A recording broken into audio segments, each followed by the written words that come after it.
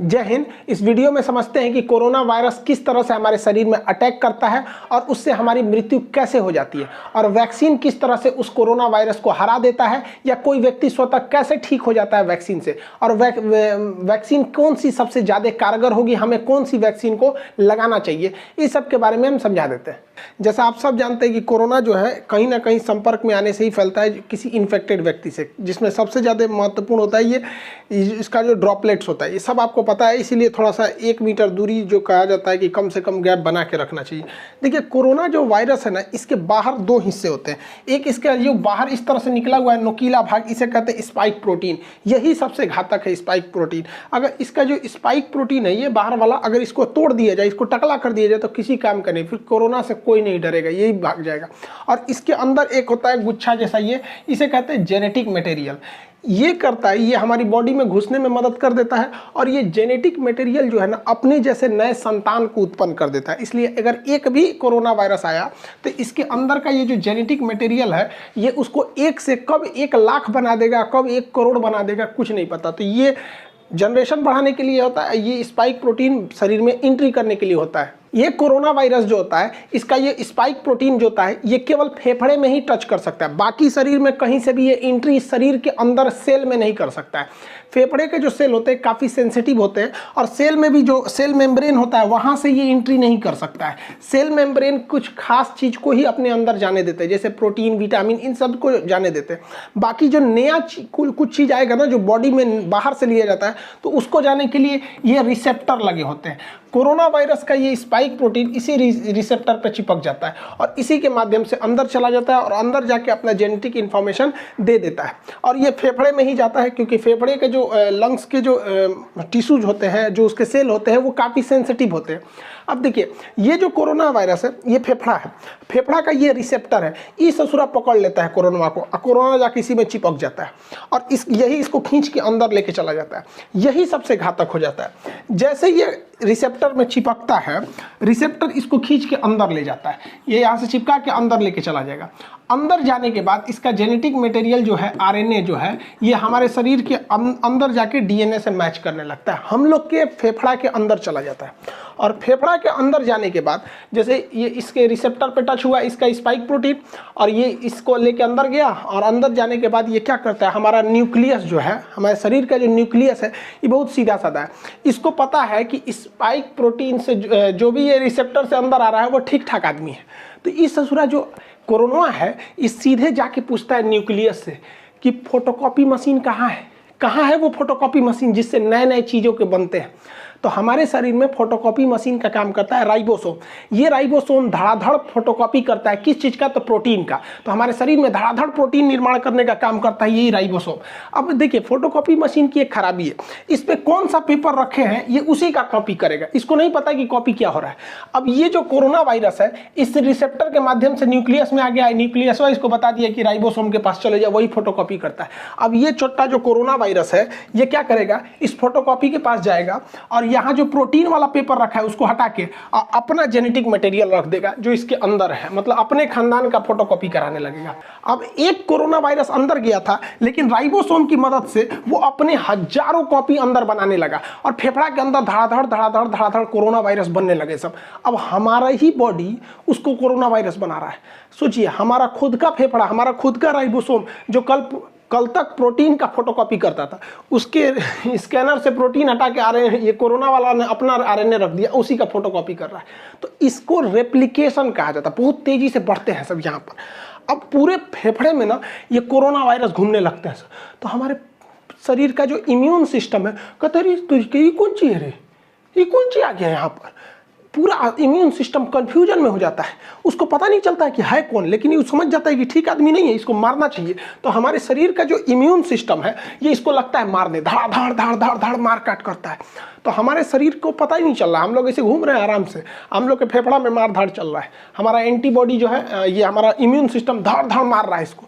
तो हम लोग को बुखार आना चालू हो जाता है, क्योंकि हमारे शरीर का ये डिफेंस मैकेनिज्म है कि जब भी अंदर मार धाड़ चलती है तो बुखार हो जाता है, ताकि वो टेम्परेचर से कोई कोई नए नए छोटे मोटे वायरस वगैरह ऐसे मर जाए, लेकिन ससुरा मरता नहीं है यहाँ पे, अरे मारे जा रहा है, मर ही नहीं रहा है यहाँ पे। तो न्यूक्लियस कहता है कि रे आप बकलोलवा, वो मारने से नहीं मरेगा, यहाँ फोटोकॉपी होके उधड़ाधड़ निकल रहा है, इसकी कमी ही नहीं कर सकते तुम मार के। तो ये कहता है कि भैया तो हम कौन सी करें। तो न्यूक्लियस इसको बताता है हमारे इम्यून सिस्टम को कि एक काम करो, तुम एंटीबॉडी बनाओ, क्योंकि इसको घुसने से रोको, क्योंकि अगर ये घुस जाएगा ना, एगो तो घुस के अपना फोटोकॉपी बना ही रहा है, इसको घुसने से रोको। तो ये कहता है कि क्या करे, ही रिसेप्टरवा नोच देगा। तो ये कहता है अरे भैया ओकरा मत नोच, एके नोच देगा ना तो कब वो दवाई खाएगा तो दवाइयों अंदर नहीं जाएगा। एक काम करना, इसी को बर्बाद कर दो, इसका जो खोपड़िया है, इसको खोपड़िया को कैसे भी बर्बाद करो। तो खोपड़िया का जो चिपकने वाला ना, उसका थुथुरा कूच दिया जाता है। तो थुथुरवा कूचने के लिए एक एंटीबॉडी होता है। तो हमारे शरीर का डिफेंस मैकेनिज्म एक एंटीबॉडी बनाता है। ये एंटीबॉडी जाके इसके मुँह से सट जाता है, मुंह से चिपक जाएगा। देखिए यहाँ जाके चिपक गया, ये ऐसे चिपक गया, ऐसे चिपक गया। तो ये चिपक जाते हैं सब, तो वो जैसे चिपक जाएगा तो वो इससे नहीं सट पाएगा।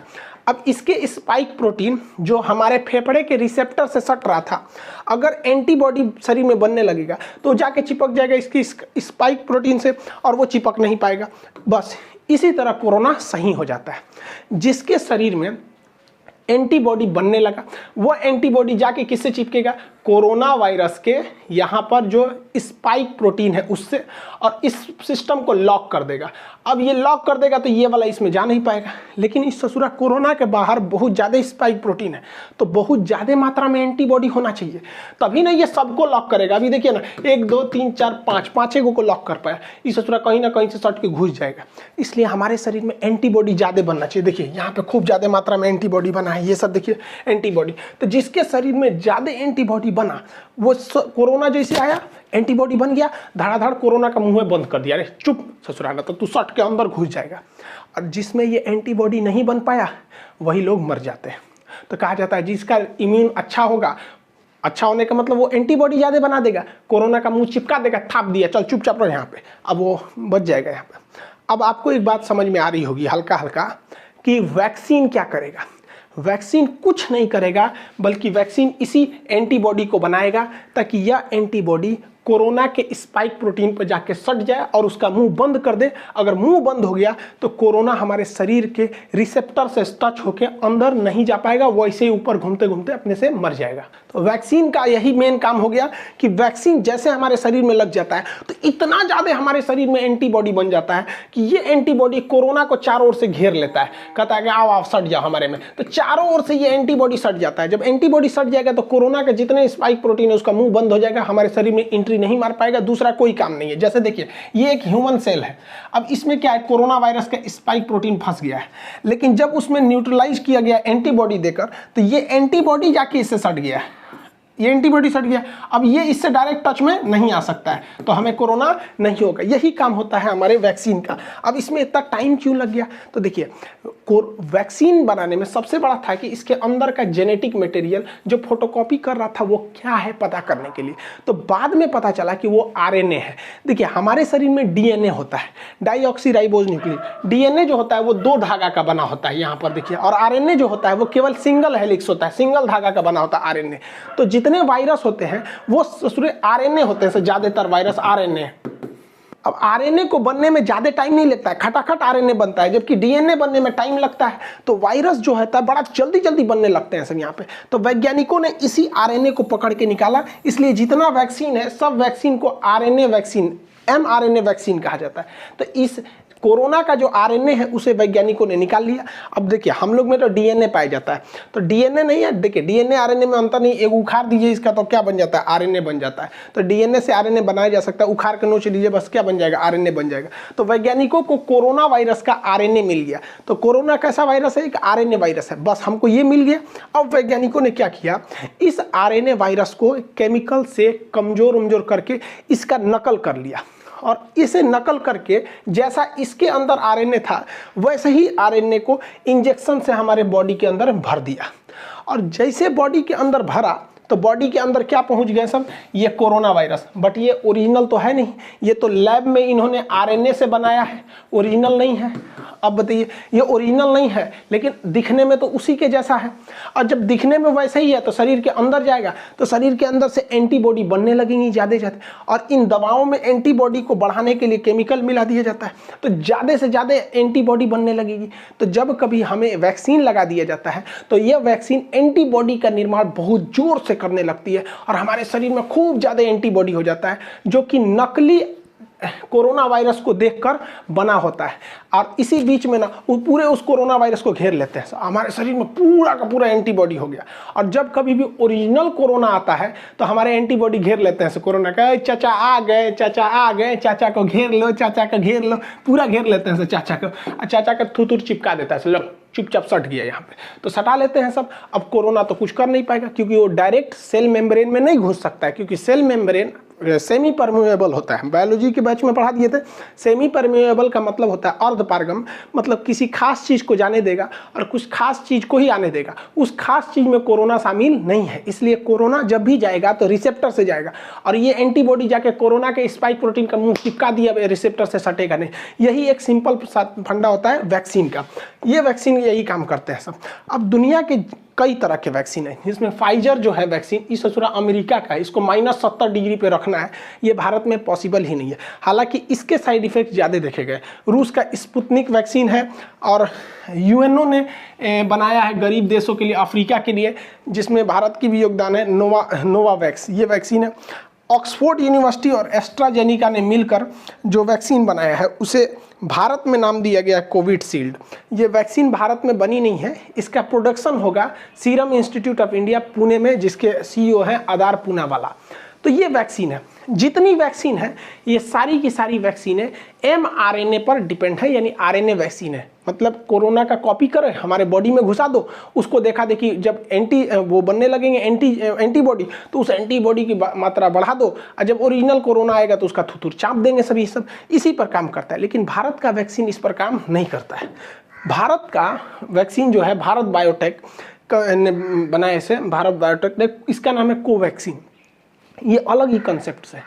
कोवैक्सीन में क्या किया गया है कि कोरोना वायरस को ही कमजोर करके उसको थूर कूच के हमारे शरीर में भर दिया गया है। अब बताओ, उसे थोड़ा थुरा कूचा गया है, इसका जेनेटिक मटेरियल को खूब अच्छा से कूच काच दीजिए और कूच काच के हमारे शरीर में भर दीजिए, और शरीर में जैसे भरेंगे तो जाएगा अंदर, न्यूक्लियस से कहेगा हमारा फोटोकॉपी बनाओ, ये बेचारा अपने कूचा गया है, एक फोटोकॉपियों निकलेगा तो ऊंचाई निकलेगा, तो हमारे शरीर के एंटीबॉडी आके छाप लेगा सब, इसको कहेगा मारो मारो मारो मारो मारो।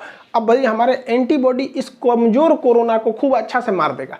यही वजह है कि शुरुआत में जब वैक्सीन लिया जा रहा है ना, तो कुछ कुछ लोगों को हल्का फीवर आ जा रहा है, क्योंकि वो तो ओरिजिनल लड़ाई चालू है, लेकिन वैक्सीन के थ्रू बहुत ही कमजोर वायरस डाल दिया है भारत, बहु ओरिजिनल वायरस, लेकिन वो इतना कमजोर है कि वो उसका बच्चा भी कमजोर पैदा हो रहा है। तो हमारे शरीर का एंटीबॉडी उससे खेल खेल के सीख ले रहा है, और इसी बीच जब ओरिजिनल वायरस आ रहा है तो उसको भी मार के कूच दे रहे हैं। जा ससुरा, भारत वाला शुरू से जुगाड़ पर डिपेंड है। अब हैंड सैनिटाइजर क्या करता है, देखिए भाई, सैनिटाइजर का काम क्या होता है। सैनिटाइजर जब हम मारते हैं ना, तो ये कोरोना वायरस का जो बाहरी खोल है ना, जिस खोल के ऊपर ये स्पाइक प्रोटीन है, तो ये जो होता है ये सैनिटाइजर इस स्पाइक प्रोटीन को कुछ नहीं करता है, बल्कि जिसके ऊपर इसका खोल है ना, ये खोपड़िए फाड़ देता है, उसको टकला कर देता है, इस तरह से खोखला करके टकला कर देगा, इसका पूरा का पूरा ऊपर का खोपड़िए झाड़ के टकला हो जाएगा। इस ससुरा सैनिटाइजरवा जो है ना, ये तो वैक्सीनवा का बाप है। वैक्सीनवा तो खाली उसका ठोड़वे बंद कर रहा था, ये मारा पूरा टकले कर देता है उसको, अब उसका पूरा आरएनए बाहर निकल जाता है, तो कोरोना रोने लगता है, ओ माय गॉड मेरा आरएनए चल गया, अब क्या करेंगे यहाँ पे। तो आप कहेंगे कि तो सैनिटाइजर वे काहे नहीं पी लेते हैं लोग, सोचा सैनिटाइजरवा ज़्यादा पी लेंगे लोग ना तो फेफड़वा में, तो हम लोग कहीं सोचा रिसेप्टरवा जो है ना फेफड़ा का, एकरो नोच देगा, बस दिक्कत हो जाएगा, हम लोग भी मर जाएंगे लोग यहाँ पे। इसलिए सैनिटाइजर जो है वो केवल बाहर के काम में आता है, वो कोरोना वायरस के बाहरी लेयर को फाड़ देता है। दुनिया में बहुत सारे वैक्सीन है, जिसमें एक ये जितने वैक्सीन है ये आरएनए वैक्सीन है सब, जबकि भारत का जो वैक्सीन है भारत बायोटेक द्वारा, ये तो ओरिजिनल वायरस का ही वैक्सीन है। अब इसमें से सबसे अच्छा कौन है, तो देखिए सारे वैक्सीन अच्छे हैं, डिपेंड करता है किसको कहाँ के ट्रायल पर किया गया है, किसी को अमेरिका में, किसी को इंडिया में, सारे के सारे वैक्सीन एक जैसे हैं, कोई खराब नहीं है। जैसे हम आपसे कहते हैं कि कौन सा साबुन नहाने के लिए अच्छा है, तो भैया आप लाइफ बॉय से नहाओ, चाहे डिटॉल से नहाओ, चाहे पियर से नहाओ, कोई फर्क नहीं पड़ता है, नहा के आप वैसे ही निकलेंगे। जैसे हमारे जैसे आप घड़ी साबुन से नहा लीजिए, कोई फर्क नहीं पड़ता। अब जैसे हम लोग हैं भैंस जैसे हम लोग का चमड़ा है तो उस पर लक्स वगैरह सुनता ही नहीं है, तो घड़ी साबुन ये सब से नहा लीजिए, कोई फर्क नहीं पड़ता है, सब एक जैसा है, कोई दिक्कत नहीं आएगा। वैक्सीन जो है वो 60 से 90% तक ही वो कारगर है। लेकिन फ़ायदा क्या होगा? ऐसा नहीं है कि जिसे वैक्सीन लग गया उसे कोरोना नहीं होगा, होगा, उसको भी हो सकता है, बहुत कम चांस है। और अगर होगा भी ना तो वो घर पे ही ठीक हो जाएगा, मरेगा नहीं। वो सबसे बड़ा फायदा यही है वैक्सीन का, उसे दोबारा कोरोना हो जाएगा बट मरेगा नहीं। तो इससे अच्छा क्या चाहिए? बीमारी हो जाए, खांसी सर्दी हो के ठीक हो जाए, मरिए जा रहा है सोचो, इसमें ना दिक्कत हो जाता है, डेथ नहीं होगा। कोरोना वैक्सीन की 2 डोजेज लगाई जाएंगी। एक डोज से दूसरे डोज के बीच में 28 से 42 दिन का गैप रखा जाएगा। एक डोज मान के चलिए आप 1 तारीख को ले लिए, तो फिर 28 से 40 दिन के बीच में कभी भी एक डोज ले लीजिए, ताकि आपके बॉडी में 2 बार कोरोना वायरस को इंजेक्ट कराया जा सके वैक्सीन के माध्यम से, जिससे कि आपकी एंटीबॉडी रेडी हो सके, लड़ने के लिए तैयार रह सके। अब देखिए, एक रिसर्च करना ये है कि ऐसा माना जा रहा है कि अगर किसी व्यक्ति को पहला डोज अगर फाइजर का लगा दिया जाए और दूसरा डोज कोविशील्ड का लगा दिया जाए तो ये ज़्यादा असरदार होगा। लेकिन अभी क्या हो रहा है कि पहला डोज जिस वैक्सीन का है, दूसरा डोज भी उसी का है, लेकिन ऐसा वैज्ञानिकों का कहना है कि अलग अलग डोज दिया जाए। अब चूंकि भारत में 2 ही वैक्सीन है, एक कोविशील्ड है, एक कोवैक्सीन है, तो भारत सरकार को भी इस पर रिसर्च करना चाहिए कि पहला डोज देना चाहिए कोविशील्ड का, दूसरा कोवैक्सीन का ही दे दीजिए, ताकि ज़्यादा सूटेबल रहे, दोनों तरह से हम लोग उसमें वायरस से लड़ सके। यहाँ पर एक्सचेंज कर देना चाहिए। अब इसके साइड इफेक्ट को लेकर कुछ डर रहे हैं, देखिए इसका कोई साइड इफेक्ट नहीं है, 99% लोगों को कोई साइड इफेक्ट नहीं है। कुछ लोगों को हो रहा है हल्का बुखार, तो आपको बता ही दिए, क्योंकि जैसे वैक्सीन जाएगा मारधाड़ चालू होगा, हल्का बुखार होगा, पैरासीटामोल खा लीजिए, नॉर्मल 1 रुपये का कम्बीफ्लान या फिर कालपोल वगैरह कुछ भी खा लीजिए, नॉर्मल सही हो जाएंगे। यहाँ पर इससे ज़्यादा कुछ नहीं होगा। थोड़ा बहुत आपको, कुछ लोग को सर दर्द की शिकायत मिली गई है, करोड़ों में 1-2 ठोको। अरे यार, तो जो सर दर्द और बुखार नहीं झेल सकता है ससुरा, तो नहीं तो जी कह रहा है ससुरा, ओकरा से डर रहा है। यहाँ पे कोरोना से नहीं डर रहा है, डर रहा है कि वैक्सीन लगाएंगे तो बुखार हो। अब कुछ लोग का इसी में अफवाह उड़ा दिया कि वैक्सीन लगाने से मर जाएगा।